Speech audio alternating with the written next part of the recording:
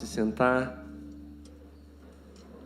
Bom dia àqueles que também estão participando do culto através da internet. Que Deus abençoe vocês possam ser tremendamente edificados. Que todos nós, nessa manhã, possamos aprender um pouco mais do que o Senhor tem para nós. Antes de eu começar a pregar, eu queria só reforçar duas coisas, tá, gente? Nós começamos há 2 semanas atrás, essa vai ser a terceira. Abrimos para a igreja um curso chamado Desperta, tá? É um curso para despertamento vocacional, para você conhecer os teus dons, os teus talentos e saber aonde é o teu lugar dentro do corpo de Cristo, para que o Senhor te chamou. Nós estamos, então, nessa turma que nós começamos na segunda-feira e provavelmente a gente vai terminar daqui a mais 2 semanas e vamos começar uma segunda turma na sequência. Então, fique atento, nós vamos colocar no aplicativo a abertura das inscrições. E aí, quando abrir, se você se interessa, se você quer estar engajado na igreja, você pode entrar no curso, vai ser uma bênção, eu tenho certeza que Deus vai falar muito com você. E a segunda coisa, para você que quer servir, aqui na igreja, nós já temos algumas áreas em aberto para você poder servir. Lá no aplicativo também você vai encontrar um lugar que é Envolva-se. Se você apertar lá em Envolva-se, já vai ter algumas áreas que você pode se inscrever. A gente vai estar entrando em contato contigo, providenciando treinamento para você poder já estar trabalhando naquelas áreas lá. Certo, gente? Então, você encontra essas 2 informações dentro do aplicativo da igreja. Nessa manhã, eu gostaria de falar com vocês, e o tema de hoje é perspectiva. E o que é uma perspectiva? A gente sabe que tudo que a gente olha vai ter uma perspectiva do local de que você está. Então, por exemplo, eu estou aqui no meio da igreja vendo vocês. A minha perspectiva de visão é diferente da de vocês, certo? Apesar de a gente estar no mesmo local físico, eu estou vendo todos vocês e vocês provavelmente estão me enxergando bem, porque estou na frente, enxergando várias cabecinhas aí, que são as pessoas que estão na frente de vocês. Mas você percebe que a gente está no mesmo lugar, mas nós estamos olhando por pontos de vista diferentes. Então, ou seja, apesar de estarmos no mesmo lugar, se eu perguntar para você, o que você, quando você estava lá sentado na tua cadeira, o que você enxergou, provavelmente todos aqui vão ter perspectivas diferentes. Vão ver coisas diferentes. Talvez aquela pessoa que está sentada mais aqui vai perceber mais quem entrou, quem saiu, talvez vai poder até lembrar, porque estava ali pertinho. Talvez aquela pessoa que está lá no fundo, ela vai poder saber quem entrou, em que lugar que sentou, porque é a perspectiva da visão de cada um. Agora, nós precisamos entender que existe uma perspectiva de Deus. Quando eu estou na presença de Deus, ou quando eu estou no centro da vontade de Deus, eu estou num lugar onde aquela visão, a maneira com que eu vou enxergar as coisas, vai ser a mesma. Ou seja, se eu e você estamos no mesmo lugar, se eu e você estamos olhando no mesmo ponto de vista, nós vamos enxergar a mesma coisa. Agora, se nós estivermos tendo visões diferentes, é porque nós estamos vendo a perspectiva diferente. E é claro que dentro do reino de Deus, talvez Deus coloque algumas pessoas um pouco mais para cá, outras mais para lá, para a gente enxergar pontos de vista diferentes dentro do mesmo reino.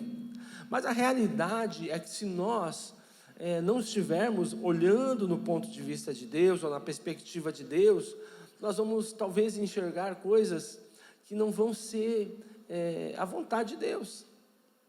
E a gente olha, talvez o maior argumento que um ateu usa para não acreditar em Deus são as tragédias do mundo, não é? Se Deus existisse, com certeza não teria tanta dor, tanto sofrimento. Olha só essas guerras e tantas coisas. É o primeiro argumento, normalmente, que a gente escuta. Mas você percebe que é a perspectiva que a pessoa olha, ele olha aquilo dentro de uma perspectiva de Deus, é aquele que comanda tudo e faz tudo segundo a vontade dele, e que a nossa vontade não importa. Mas se você for ler na Bíblia, e é a perspectiva de Deus, a Bíblia fala, por que surgem as guerras? A gente encontra isso no livro de Tiago, na carta de Tiago, ele levanta essa indagação, porque da onde vêm as guerras? E o que Tiago diz, de onde vêm as guerras? Vem dos desejos e vontades do homem, da cobiça do homem. do coração do homem. Ou seja, quando uma pessoa fala, olha só, se Deus existisse, não haveria guerras, segundo o ponto de vista, segundo a perspectiva de Deus, se o homem não existisse, aí sim não haveria guerras, porque a guerra não parte de Deus, e não é da vontade de Deus, mas ela parte de como o homem enxerga o mundo e a sua visão. Provavelmente, se ele enxergasse o mundo na perspectiva de Deus, não haveria guerra. Então, o problema não é Deus não existir porque existem guerras. O grande problema é o homem enxergar o mundo com uma perspectiva diferente de Deus. E aí sim, essas coisas acontecem, porque essas coisas acontecem por pessoas que não estão enxergando a vontade e o desejo de Deus. Eu acho que a gente pode retratar bem com uma história bíblica, que para mim fala muito, porque talvez seja um dos pontos mais chaves ali do povo quando ele sai do Egito, que você pode encontrar, a gente não vai ler a passagem, mas a história, ela está lá em Números 13, que quando eles chegaram ali na Terra Prometida, na porta da Terra Prometida. Então vamos pensar, existia uma promessa. Então todos estavam enxergando uma promessa, que era uma terra que mana leite e mel, uma terra boa, uma terra que dá frutos, ela é excelente, certo? Agora, quando eu falo isso para você, olha, você vai para uma terra que mana leite e mel, a terra é boa, ela dá bons frutos. Quando eu digo isso para você, cada um de nós vai enxergar isso baseado numa perspectiva. Se você é um cara pessimista, tem uma visão mais pessimista da vida, você vai olhar e falar assim, mas não pode ser tão bom assim. Não, deve ter algum probleminha lá. Tudo bem, ela deve ser boa, mas às vezes a gente vai ter que plantar, vai ter que se lascar um pouquinho para a gente conseguir. Certo? Você vai, talvez, chegar lá com uma perspectiva bem pé no chão. E quando você entrar, você vai dizer, nossa, é bem melhor do que eu pensava. Agora, se você é daquelas pessoas, e aí eu não vou nem dizer otimistas, mas talvez daquelas pessoas que analisam as coisas, talvez sem pensar muito nos detalhes, você vai imaginar que lá você vai chegar, o rio vai ser de leite, talvez, vai ter árvores onde você vai, talvez, pegar o fruto você abre, mel lá dentro. A pessoa ela vai imaginar, talvez, alguma coisa tão sobrenatural, porque Deus prometeu. Então, deve ser um cantinho do céu, aquele lugar onde você não precisa nem trabalhar. Você só vai comer, porque a comida brota de tudo quanto é lugar. Quando você chegar naquele lugar, o que vai acontecer? Vai haver uma grande decepção. Com quem? Com Deus.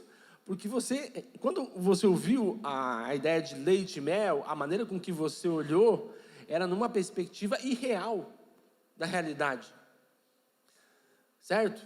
Por exemplo, se eu falar para você assim, olha, você nunca mais vai ter problemas na tua vida. Gente, isso não existe. Isso não existe. Uma pessoa que acredita assim, agora a minha vida mudou e nunca mais eu terei nenhum problema na vida. Gente, isso é irreal, é uma perspectiva mentirosa. E o que vai acontecer? Quando você olhar os problemas naturais da vida, porque Deus também usa os problemas para forjar o nosso caráter, a maneira com que nós agimos. Quando esses problemas vierem, o que vai acontecer? Eu fui enganado. Não, você olhou com uma perspectiva totalmente errada. Aquilo nunca foi para ser daquele jeito. Mas a forma com que você olhou aquilo não condizia com o que a Bíblia diz. Por isso é importante nós termos os nossos olhos espirituais sempre focados no que a Bíblia fala.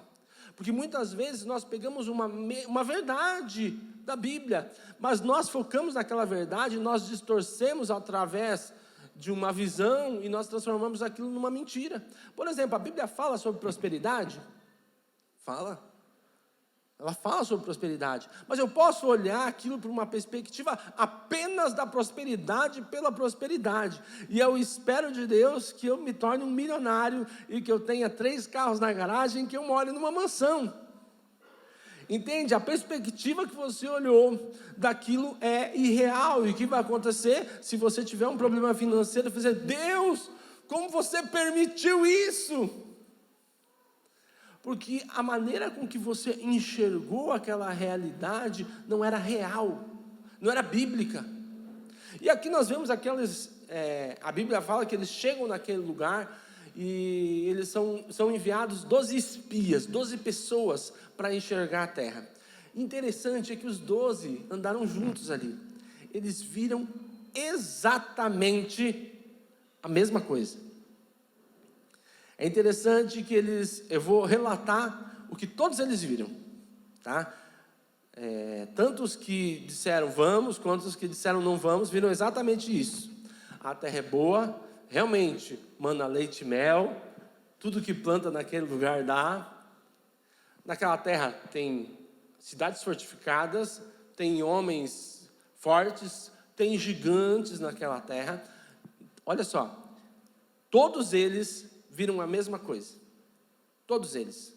Quando eles estavam ali, voltando e dando o seu relato, eles relataram exatamente a mesma coisa. Não teve nenhum que disse, não, essa terra não é tão boa não, isso é uma mentira, não é verdade.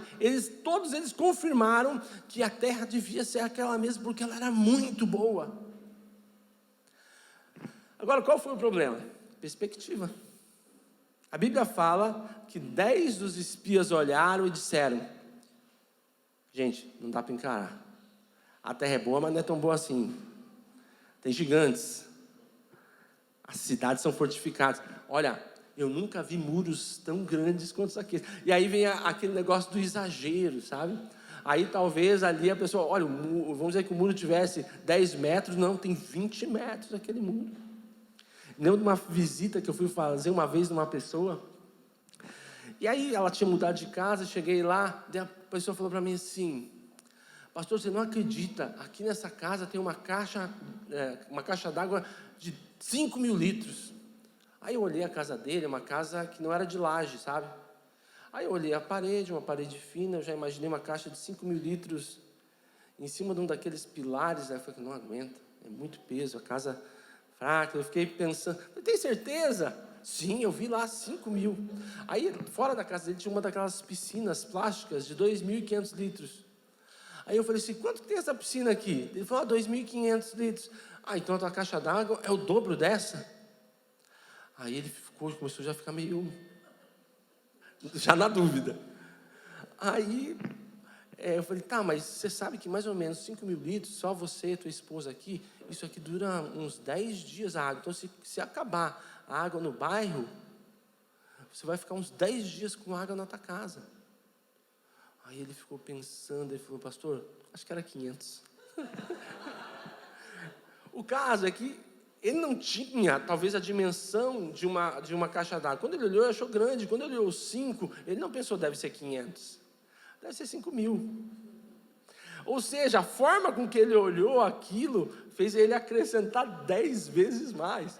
Então, se ele dependesse desses 5.000, vamos dizer assim, não, pode faltar água, vamos gastar que a nossa caixa tem 5.000 litros, vamos lá. Ele ia ficar sem água. Porque o cálculo dele estava errado. Ele imaginou uma coisa vendo, ele viu. Só que assim, quando eu olhei, gente, na hora eu olhei aí 5.000, já imaginei o peso da caixa d'água, olhei a parede, aí eu fiz todos os cálculos da cabeça, falei, impossível. Só que eu não posso dizer que ele está mentindo, né?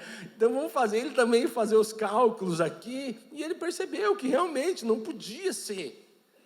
Eu acho que nem cabia na casa dele era uma casa pequena. Nem cabia, eu acho, uma caixa de 5.000 litros lá. Mas ele olhou e ele enxergou daquela forma. E talvez ele baseasse as decisões sobre água no tamanho da caixa dele. Pode faltar, amor, pode gastar hoje. Eles avisaram que vai faltar água o dia inteiro. Não tem problema, nossa caixa é 5.000 litros, gasta tudo. Ia ficar sem água. Todo mundo ia dormir sem tomar banho. Porque ia faltar. Sabe, esse é o grande ponto. Eles enxergaram a mesma coisa, mas eles viram problemas e dimensões de problemas diferentes. Então, 10 olharam e disseram, olha, gigantes. E é tão interessante que eles falam assim, nós éramos aos olhos deles como gafanhotos. E nós também, aos nossos olhos também nos sentimos assim. Olha só, como é que eles sabiam, como é que eles eram aos olhos dos outros? Eles perguntaram, e aí, como é que você me acha? Você me acha um gafanhotinho aí? Você acha que eu sou assim? Não, eles olharam para eles e eles se sentiram pequenos.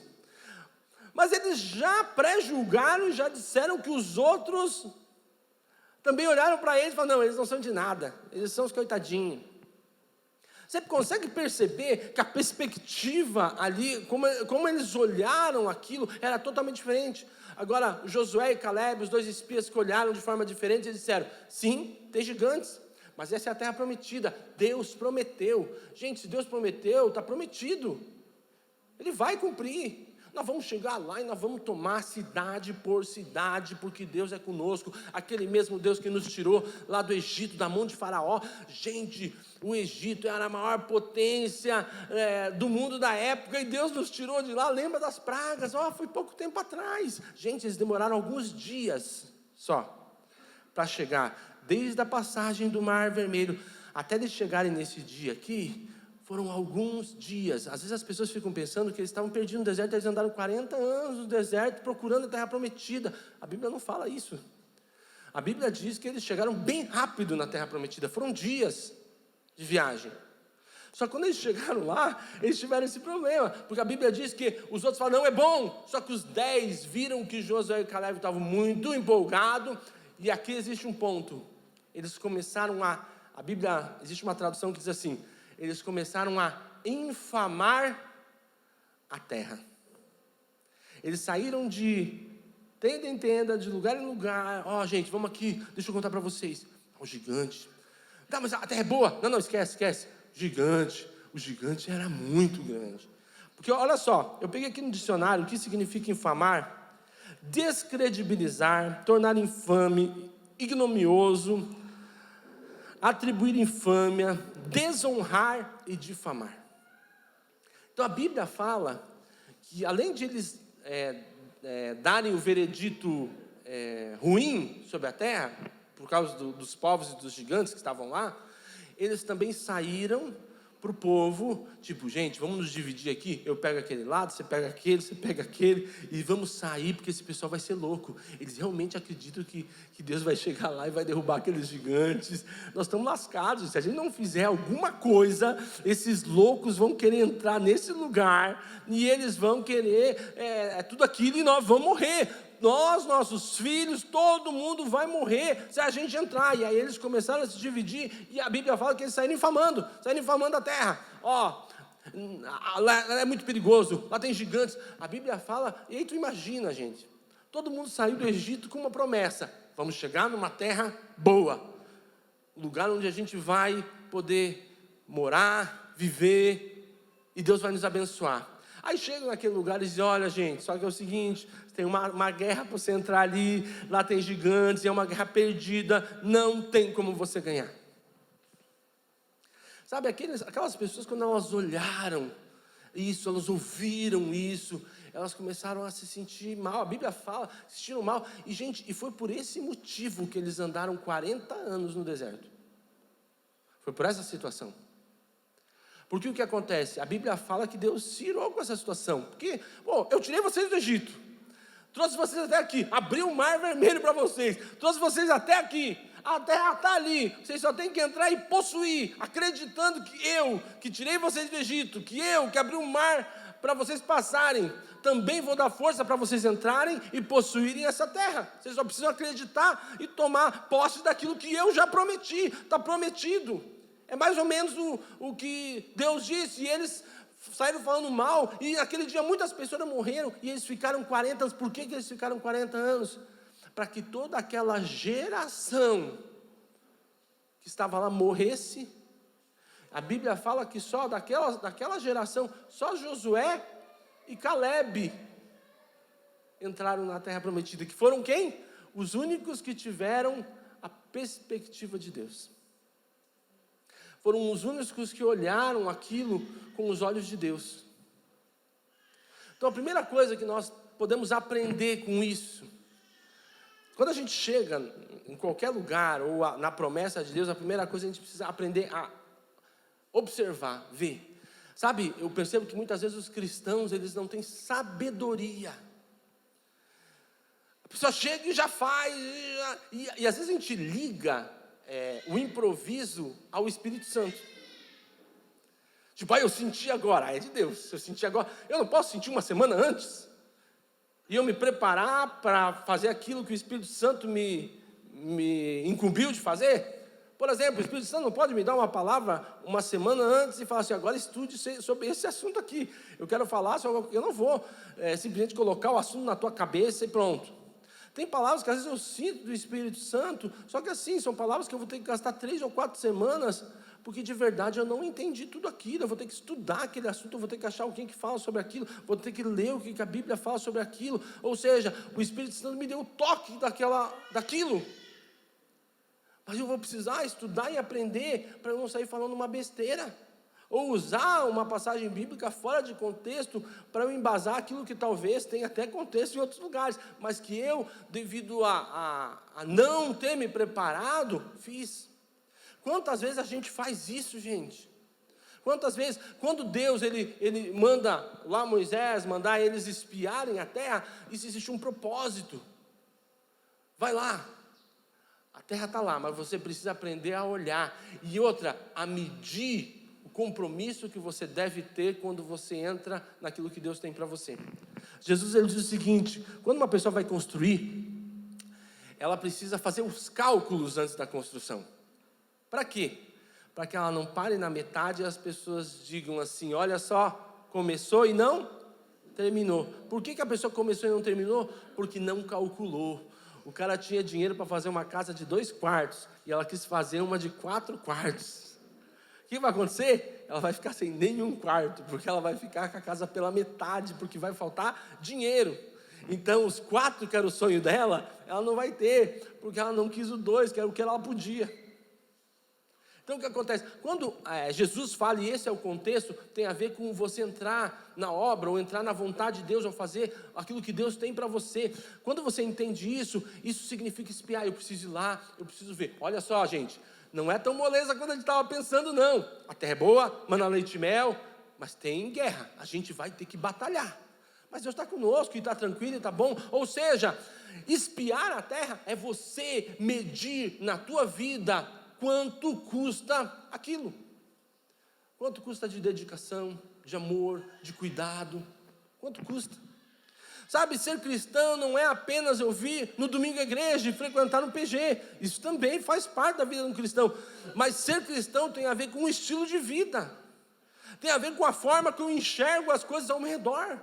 Por exemplo, quando eu me posiciono no meu trabalho em relação à minha fé, isso vai me custar algo.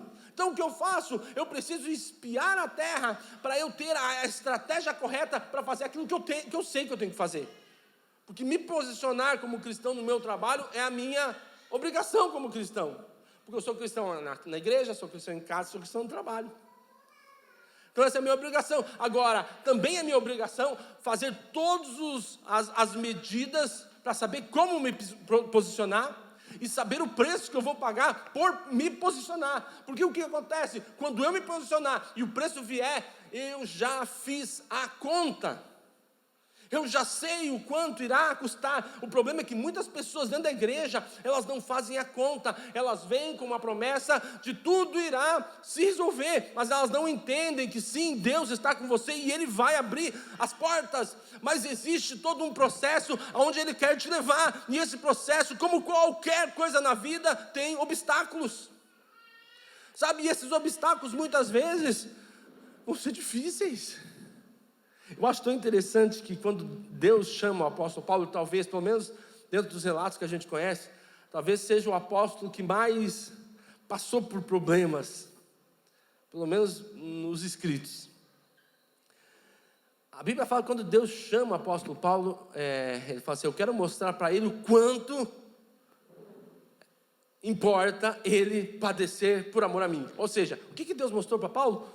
Tudo que ele iria sofrer por amor a ele. Olha só, Paulo, eu estou te chamando, você vai pregar o meu evangelho, só que assim, ó, não vai ser fácil não, vai ser assim, assim. Quando Paulo entrou, ele já sabia exatamente o preço que ele ia pagar. Por quê? Porque ele olhou, Deus já fez ele espiar a terra antes de ele entrar. Então ele entrou já sabendo o preço, e aí quando ele está no meio de todo aquele preço, ele diz assim: porque essas leves e momentâneas tribulações não se podem comparar com a glória. Por quê? Porque ele já sabia, ele já pesou, ele já sabia qual era o preço que ele estava pagando, mas ele também sabia qual era a recompensa que ele iria receber. Entende que Paulo ali naquele momento, ele espiou a terra espiritualmente. Quando ele foi, você percebe que ele está naquela situação, e a gente lê algumas passagens que às vezes me chamavam muita atenção as primeiras vezes que eu li, quando Paulo fala: somos em tudo atribulados, né? Mas não angustiados, não desanimados. Ou seja, somos atribulados, mas não estamos angustiados, nem desanimados, e existe uma tradução que fala assim: e nem em desespero. Olha só. Então ele fala: é difícil, mas eu sei que vale a pena. Por quê? Porque ele espiou a terra. Sabe, quando Deus faz Moisés enviar aqueles espias, era para dizer assim: gente, não vai ser tão fácil quanto vocês pensam, mas vale muito a pena. Vocês não podem entrar enganados nessa batalha. Ela é uma batalha difícil, mas ela vai trazer um peso de glória incomparável. Esse é o ponto. Sabe, dentro dessa batalha, muitas vezes, às vezes as pessoas não entendem. Você entra na igreja, pessoas vão te ofender, te machucar. Por quê? Porque elas são pessoas e são humanas. Deixa eu dizer algo para você: você também vai ofender e vai machucar alguém. Faz parte do processo. Por quê? Porque você quer? Porque você planejou isso? Não. Por exemplo, você acha que um pai acorda de manhã e diz assim: hoje eu vou amaldiçoar meu filho? Daí ele olha para o filho: agora é a hora, e amaldiçoa? Não. Ele não quer fazer isso, mas talvez por momentos, por falta de sabedoria, por tantas coisas, por inexperiência, muitos pais fazem. Sabe, quando nós aprendemos a medir o preço, o custo de servir a Deus, nós também aprendemos a medir o quanto nós ganhamos com isso. E quando nós colocamos as duas coisas, uma do lado da outra, segundo o apóstolo Paulo, nós podemos usar o que ele fala: é infinitamente maior estar com Deus. Entende? As dificuldades vão, as dificuldades vêm, mas a nossa fé em Deus, ela é para sempre, porque nós vamos morar com Ele. Então, nós precisamos aprender isso. Comece a espiar a terra. Comece a olhar aquilo, ter coragem de perguntar para Deus: o que tu quer de mim? Tem gente que não pergunta porque tem medo da resposta. Vai que ele me diz o que eu não quero. Tem gente que não pergunta porque tem medo da resposta. Eu me lembro, gente, olha só. Eu devia ter uns 13 anos, 13, 14 talvez, mas eu acho que era 13 para 14. E eu me lembro que eu estava num culto e eu vi uma manifestação demoníaca. Primeira vez que eu vi na minha vida. Aí eu falei assim: Deus, você pode me usar para qualquer coisa, menos para isso. Eu falei. Gente, uma semana depois, estava uma pessoa lá na casa da minha irmã, e eu não me lembro, mas aquele dia eu acho que eu estava de jejum, eu tinha feito jejum, ela falou: me ajuda a orar aqui. Nós vamos orar, a pessoa não ficou endemoniada, ela caiu no chão. Eu falei: Deus, justamente o que eu pedi, ou seja, eu estava me dizendo: eu não quero mexer com isso. Uma semana depois, estava lá. Aí eu pensei: não, agora eu não posso voltar atrás. Agora eu não posso correr, agora eu não posso fugir. O que eu quero dizer para você é que muitas vezes você olha uma situação, Deus está te mostrando uma situação, e por que eu disse: Deus, qualquer coisa menos isso? Porque provavelmente Ele estava me mostrando isso, Ele estava trabalhando comigo ali, porque Ele queria talvez naquela semana me ensinar sobre aquilo. Sabe o que eu dizia? Não, Deus, isso aqui não. Por que eu falei não? Porque eu senti talvez que Ele estava me sinalizando: olhe, aprenda, observe, porque eu quero fazer isso. E eu disse: não, isso, tudo menos isso, tudo menos isso. Deus vai nos ensinando, Ele vai nos dando dicas, mas muitas vezes nós não estamos à vontade para ouvir o que Ele quer. Pensa o seguinte: Hoje, se Deus pudesse chegar para você e pedir qualquer coisa, você está disposto a ouvir o que Ele quer? Talvez Ele vai dizer assim, você precisa perdoar o fulano, tá? Vai ter que ir lá, ou você precisa pedir perdão para aquela... Não, você não quer nem ouvir, nem fala, Deus, isso é injusto. Não quero ouvir. Já pensou que talvez Deus Ele fale para você, olha, você precisa ter mais tempo, você tem que parar de assistir aquele teu programa que tu assiste todo dia e começar a orar, se Ele pede isso. Não, Deus, mas é tão bom aquele programa, me ensina, sim, mas talvez você precise orar. Não, o problema não é o programa, é a falta da oração. Se você conseguisse conciliar os dois, tudo bem, mas às vezes não está conseguindo. A gente tem que precisar aprender. Sabe, eu me lembro que eu fui visitar uma pessoa, acho que eu até já contei isso aqui, e ele disse para mim assim, a Bíblia não diz que quando nós buscamos a Deus de todo o coração, Deus se revela? E aí estava eu sentado aqui, ele aqui, e a esposa aqui, mas um pouco mais para trás. Aí eu falei assim, sim, mas eu estou buscando de todo o meu coração. E a esposa fazia assim, ó. Aí eu já, mas como é que você busca? Não, é que assim, eu acordo 6 horas da manhã todo dia, para tomar café e tal, e eu começo a trabalhar às 7 da manhã. Aí eu vou até meio-dia eu como, uma e pouco eu já estou de novo na loja abrindo e tal. Aí eu chego, eu sou um comerciante, eu preciso assistir jornal. Porque como é que eu, como um comerciante, vou estar por fora das notícias, do que está acontecendo? Aí eu chego, assisto o jornal, porque era uma loja e tal, fechava tarde, então ele já chegava mais ou menos na hora do jornal. Assisti o jornal, eu janto, aí eu preciso de um lazer, né, pastor? Às vezes eu vou assistir um filme, vou fazer alguma coisa. Tá, mas que hora que você busca Deus? Não, mas Deus sabe, o dia inteiro eu estou ali. A mente. Você acha? Ele não sabe de verdade o que é buscar de todo o coração, não sabe. Então precisamos aprender a espiar a terra. Mas a segunda coisa que nós precisamos aprender, entrar na terra. Depois que eu medir o preço de quanto isso vai me custar para viver numa terra que manda leite e mel, eu preciso tomar a decisão de entrar. E aqui existe um grande problema. Você pode ser de duas formas.